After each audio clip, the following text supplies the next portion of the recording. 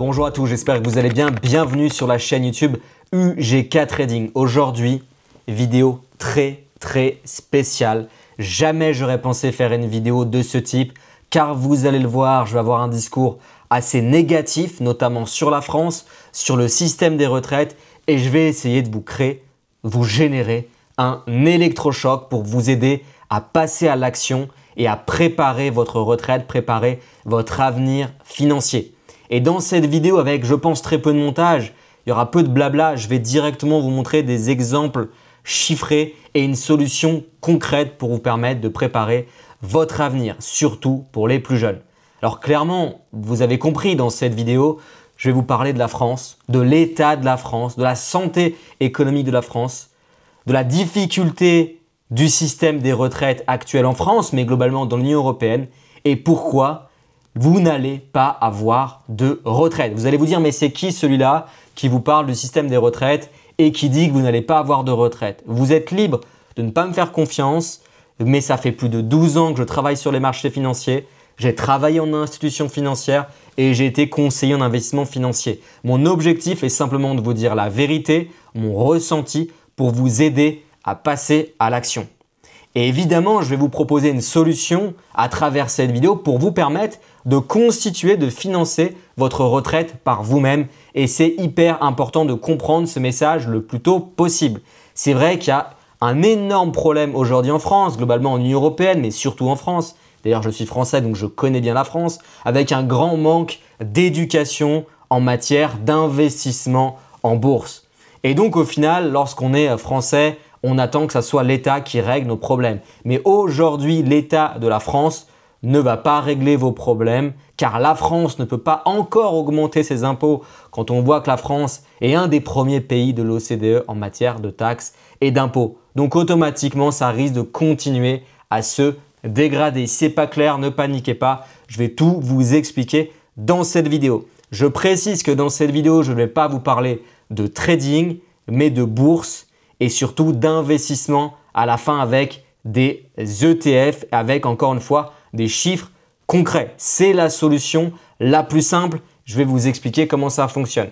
D'ailleurs, merci à notre partenaire Goliath.io qui est une plateforme d'épargne et d'investissement. Et surtout, merci à Clark Hassan, son CEO, de mettre en place ce genre de solution pour permettre aux plus jeunes justement de se constituer une retraite dans ce contexte qui est compliqué.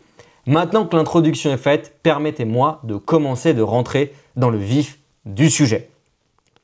Alors comme je l'ai dit, les Français n'auront pas de retraite, surtout pour les plus jeunes et pour les plus âgés. Vous allez évidemment avoir une retraite, mais beaucoup plus faible. Ça, c'est une évidence, une retraite vraiment ridicule. Et d'ailleurs, on le voit déjà maintenant avec des personnes âgées qui ont travaillé plus ou moins toute leur vie avec des retraites extrêmement faibles. Donc, il faut comprendre une chose, c'est qu'aujourd'hui, vous avez un actif, 65, qui finance un retraité. En 1990, vous aviez 2,6 actifs, si je ne me trompe pas, qui cotisaient pour un retraité. Donc, on est sur un système de solidarité. Ça veut dire que les personnes qui travaillent vont tout simplement payer les retraités qui ne travaillent plus. Sauf qu'on se rend compte plus ou moins qu'en plusieurs dizaines d'années, encore une fois en 1990, on avait 2,6 actifs pour un retraité. Aujourd'hui, on est à 1,65 actifs. Donc, il y a beaucoup moins de gens qui travaillent par rapport au nombre de retraités. Ça, c'est dû, petite touche positive, à l'espérance de vie qui a augmenté. Et donc, on a beaucoup plus de personnes âgées et c'est tant mieux. Mais le problème, c'est que basé sur ce modèle-là, mathématiquement, ça ne fonctionne pas. On ne peut plus rester sur ce modèle-là. Donc, automatiquement, je vais le répéter à plusieurs reprises dans cette vidéo, le montant des retraites va baisser parce qu'encore une fois, la France ne peut pas augmenter ses impôts sachant qu'on est déjà champion du monde. Parce qu'effectivement, la retraite, elle provient des cotisations, des impôts, des charges et j'en passe et des meilleurs. Et ça, évidemment, on ne peut pas encore plus charger notamment le travail. Ça serait dramatique et la France finirait probablement comme le Liban. Donc ça, c'est le premier point. Et c'est peut-être le premier argument et le plus important qui me laisse penser que vous n'allez pas avoir de retraite. Et donc, si vous ne passez pas à l'action et si vous n'investissez pas en bourse, je pense que vous êtes foutu, encore une fois, pour les plus jeunes. D'ailleurs, je vous invite à regarder le lien dans la description. Vous allez pouvoir mettre en place directement un portefeuille boursier et copier-coller mon portefeuille boursier. Maintenant, c'est pour ceux qui souhaitent faire peut-être des choses un peu plus sophistiquées. Je continue sur la suite des éléments. Donc, vous l'avez compris, on a un système de retraite qui risque de se dégrader fortement, donc obligeant évidemment les Français à travailler plus longtemps et à percevoir des pensions beaucoup plus faibles. Alors, les plus réalistes vont dire que les plus jeunes n'auront pas de retraite et les plus optimistes vont dire « j'aurai forcément une retraite, même si je suis très jeune et que je commence maintenant à travailler, j'aurai une retraite, mais elle sera faible. » Ça, c'est si vous êtes optimiste. Moi, je pars du principe qu'honnêtement, pour les plus jeunes aujourd'hui, ceux qui nous regardent, qui ont 18, 20, 22 ans, je pense que vous n'allez pas avoir de retraite. Encore une fois, ce n'est pas possible et vous allez comprendre pourquoi par la suite. Et même si je me trompe, au moins le discours il vous aidera à passer à l'action. La France, en quelques lignes, pour vous expliquer un petit peu pourquoi c'est assez complexe. On a une dette qui explose. Il faut comprendre une chose, c'est qu'en France, aujourd'hui, on a 3200 milliards d'euros de dette. C'est juste gigantesque. Mais en fait, le vrai problème, c'est pas tant la dette. Alors la dette, elle augmente, c'est pas évidemment une bonne chose, mais c'est les intérêts de la dette qui augmentent. Parce qu'en réalité, pour ceux qui sont spécialistes des marchés financiers, comprennent un minimum l'économie, on ne vous dira pas que la dette c'est forcément mauvais parce que la dette on peut la faire rouler et c'est les marchés financiers et ça peut avoir son intérêt. Le problème c'est que là on va emprunter de l'argent pour financer les intérêts de la dette et c'est ça qui est dramatique et donc c'est une spirale extrêmement négative. Donc retenez ça, 3200 milliards de dettes et une dette qui a été augmentée considérablement avec la crise du Covid en l'occurrence en 2020, on s'en souvient tous. Donc encore une fois ça c'est un des éléments qui montre que l'État est en train de s'appauvrir, de financer les intérêts de la dette et c'est dramatique. C'est dramatique. Et encore une fois, un élément en plus qui montre que le système de retraite ne va pas fonctionner et si vous pensez encore une fois que c'est l'État qui va vous sauver, vous vous trompez. Ensuite, on a un déficit budgétaire qui est complètement incontrôlé, on a un chômage qui est persistant et on comprend encore une fois, c'est le système franco-français qui est comme ça. Je ne vais pas rentrer plus dans les détails, je n'ai pas envie de faire de politique. On a un système social évidemment qui est à bout de souffle. D'ailleurs, je vous invite à regarder une vidéo d'Elliott, Young Wealth Trader, qui a parlé un petit peu de l'état de la France sur le point de vue économique, mais aussi en parlant des problématiques d'insécurité et en le comparant avec d'autres pays. Je trouve que c'est assez intéressant. Là, je vais rester que sur le côté des retraites et de la France, sur le côté un peu économique, mais ça ne vous empêche pas d'aller jeter un coup d'œil. Et donc, en fait, si je peux résumer ça, aujourd'hui, la France vit au-dessus de ses moyens. La France vit au-dessus de ses moyens. Et si vous vivez au-dessus de vos moyens, vous vous retrouvez en grande difficulté. Et vous avez les huissiers qui viennent chez vous. La France, non, ce n'est pas le cas. Donc la France vit au-dessus de ses moyens, accumule les déficits, voit son niveau de vie complètement se dégrader et ça menace clairement son modèle, on va dire, économique et social. Donc avec ces éléments-là, vous pouvez encore une fois ne pas me croire et penser que vous allez être salarié toute votre vie et pouvoir partir à la retraite à 64 ans et avoir une retraite qui tient la route. Je pense que vous trompez fortement. Donc j'espère que le message est passé. Je m'excuse d'avoir été peut-être un petit peu négatif, mais c'est hyper important. Maintenant, voyons ensemble une solution qui vous permettrait justement de financer votre retraite, mais une solution qui est adaptée aussi bien à un boulanger, à un étudiant évidemment qui est majeur. Ça peut être adapté à quelqu'un qui est entrepreneur, ça peut être adapté à un avocat, à tout le monde à partir du moment où vous êtes majeur.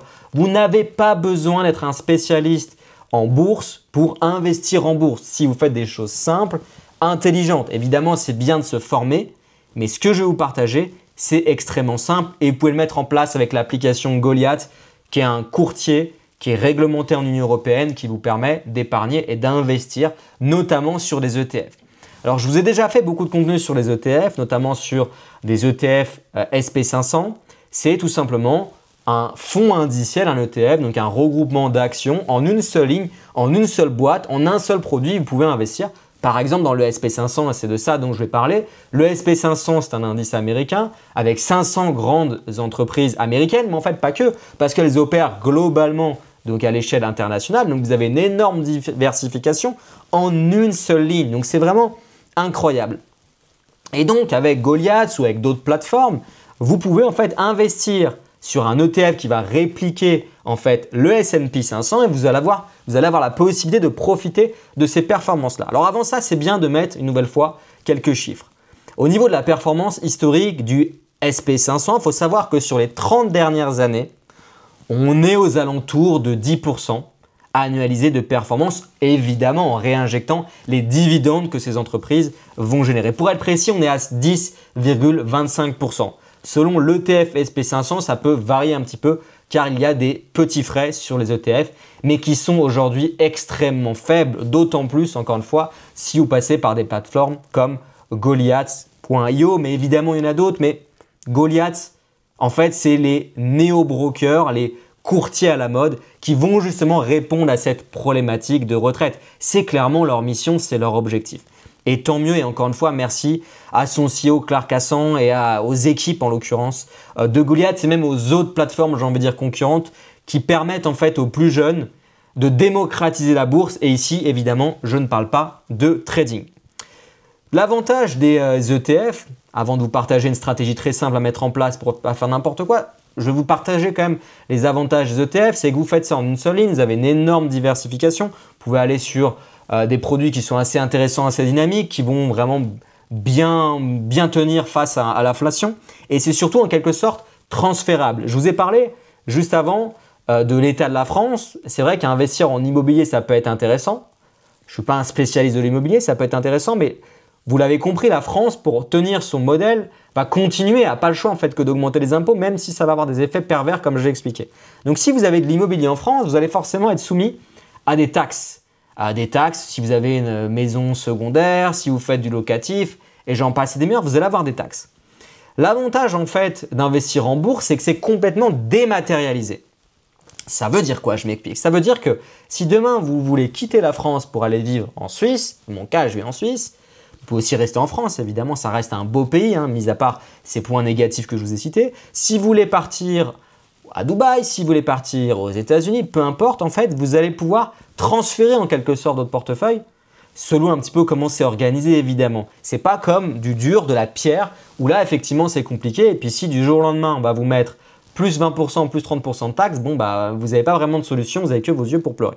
Maintenant, je ne dis pas qu'il ne faut pas faire de l'immobilier, mais je trouve que la bourse est plus intéressante sur cet aspect-là et qu'à l'inverse de ce que les gens disent, la bourse, et notamment l'investissement sur le S&P, et ça c'est backtesté, c'est prouvé, c'est plus rentable que l'immobilier en lui-même. Maintenant, l'avantage de l'immobilier, c'est l'effet de levier bancaire où avec un salaire, vous pouvez emprunter de l'argent pour investir. C'est vrai qu'on ne peut pas le faire en bourse quand on est un trader, un investisseur pour être plus précis, de détail retail. Donc la solution, c'est d'investir en bourse. Maintenant, comment le faire si vous êtes totalement débutant? C'est de faire quelque chose de très simple, ce qu'on appelle le DCA, Dollar Cost Averaging. Ça consiste en fait à choisir un ou deux ETF, comme par exemple uniquement le SP500, vous avez déjà une bonne diversification, et d'investir tout simplement chaque mois, chaque premier mercredi de chaque mois par exemple, vous investissez une certaine somme, par exemple de votre salaire, de vos revenus, peu importe, vous investissez 50 € tous les mois, tous les mois, tous les mois. Et donc vous allez lisser en fait la performance, parfois acheter sur des niveaux un peu chers, sur des plus hauts, parfois acheter sur des niveaux qui sont plus compétitifs. En fait, vous allez complètement lisser en fait votre performance et c'est ça qui est super intéressant, c'est que ça va vous éviter d'acheter au pire moment ou de faire des coups en bourse. C'est pas le but, c'est vraiment juste on investit, on profite de l'économie mondiale encore une fois à travers le SP500 si je reprends cet exemple et tous les mois une certaine somme. Avec les plateformes, notamment comme Goliath, vous pouvez automatiser tout ça. Je vous parle beaucoup de Goliath, c'est normal, c'est notre partenaire et on en est fiers parce que c'est vraiment une belle boîte, c'est réglementé et pour moi ça va dans le bon sens encore une fois au vu des différentes difficultés que les Français et les personnes de l'Union européenne vont rencontrer, globalement que tout le monde va rencontrer avec le système actuel. Donc je vous invite à faire ce type de DCA. Maintenant quand on fait du DCA, il y a quand même des erreurs qui sont faites par beaucoup. C'est de se dire sous prétexte que je fais du DCA, c'est bon, pas de souci, je vais investir sur 6 mois et après j'arrête. Si vous faites du DCA, il faut avoir une vision. Encore une fois, c'est une approche pour préparer sa retraite. Donc ne le faites pas sur 6 mois, l'idée c'est de le faire sur 1 an, 2 ans, 3 ans, 4 ans, en fait le plus longtemps possible. Mais en dessous de 6 mois, ça ne sert à rien. Ça ne sert à rien. Vous devez avoir une vision long terme. C'est pour ça, n'investissez pas forcément beaucoup d'argent tout de suite, mais étape par étape, une fois par mois et vous augmentez ensuite peut-être le montant selon l'évolution de vos revenus, votre capacité. Mais il ne faut pas se dire, voilà, je vais juste faire un coup sur un ETF SP500 pendant 6 mois. Sinon, c'est autre chose. C'est de l'investissement dynamique, du swing trading, ce qu'on fait avec UGK Trading, mais c'est un autre métier. Là, la bourse, encore une fois, Ça s'adresse à tout le monde. Donc ça, c'est vraiment ce que je vous invite à faire et c'est extrêmement simple. Maintenant, attention également. Pourquoi je vous dis qu'il ne faut pas investir sur 6 mois? Parce qu'en fait, on part du postulat que vu le backtest, que les performances elles vont continuer. On peut très bien avoir 2, 3, 4 ans sans performance, voire être en range où ça ne fonctionne pas très bien. Mais dans la durée, les marchés financiers sont intéressants. Donc, il faut avoir cette vision long terme. Ensuite, quand on fait du DCA, donc du dollar cost averaging, on investit une certaine somme chaque mois. Ce qui est hyper important, quand vous voulez sortir, par exemple, vous allez arriver au niveau de votre retraite, c'est d'anticiper cette sortie-là, par exemple 3 ans, 4 ans avant, je trouve que c'est mieux. Par exemple, je ne sais pas moi, vous voulez prendre votre retraite à 65 ans, vous avez investi toute votre vie, pour les plus jeunes qui feront ça, vous avez investi presque toute votre vie sur des ETF en DCA et c'est super. Avant la fin de votre retraite, vous allez commencer à sortir l'argent petit à petit. Ce qu'on appelle un DCA inversé. Et la plupart des gens ils disent, il faut faire un DCA, on investit tous les mois. Oui, mais si on ne le fait pas à la sortie, on peut aussi sortir au pire moment, comme aussi sortir au meilleur moment. Mais l'idée, ce n'est pas de faire du jeu. Donc, on va aussi lisser les points de sortie avec un DCA. On va vendre petit à petit, récupérer notre argent mois après mois en anticipant en fait le moment où on veut récupérer son cash. Maintenant, l'avantage d'une plateforme comme Goliath et des ETF d'une manière générale, c'est qu'en cas de grande difficulté, ça peut arriver à tout le monde, vous pouvez retirer votre argent extrêmement rapidement sur un ETF. Ce ne sont pas des produits d'investissement ou des fonds d'investissement qui sont limités. Vous êtes obligé de rester investi pendant X années ou X mois. Vous pouvez rentrer et sortir si vous le souhaitez. Maintenant, je me dois de vous expliquer la vérité sur son fonctionnement pour que ça ait de l'intérêt. Maintenant, si vous ne mettez pas ce genre de choses en place, vous allez avoir uniquement que vos yeux pour pleurer. Je m'excuse d'avoir été très négatif par rapport à l'état économique de la France et au système et au modèle des retraites, mais je pense que c'était important et aujourd'hui, vous avez une solution clé en main. Et même si cette vidéo va en décevoir beaucoup parce que c'est vrai que j'ai tendance à critiquer, c'est pas grave. L'important, c'est que certains d'entre vous passent à l'action et investissent, même si vous commencez à investir, si ce n'est qu'une dizaine d'euros par mois en DCA. Maintenant, je tiens quand même à le préciser, cette vidéo n'a pas pour but de faire du conseil en investissement financier, mais c'est du contenu à but pédagogique. N'hésitez pas à vous former, regardez tous les liens dans la description. Et pour ceux qui souhaitent aller beaucoup plus loin, notamment avec Goliath sur l'investissement en bourse, vous avez en fait mon portefeuille de A à Z qui est disponible pour tous ceux qui s'inscrivent. Ce n'est pas du copy trading, attention. Une fois à but pédagogique, c'est de l'investissement. On ne parle pas de trading ici. Mais vous pouvez voir toutes les valeurs, les entreprises, les ETF sur lesquels j'ai investi et ça peut vous aider à mieux comprendre ce que c'est que des bons titres ou des moins bons titres, encore une fois, sur une vision long terme. Je vous dis à plus tard et comme d'habitude, soyez très prudents sur les marchés financiers. Allez, ciao!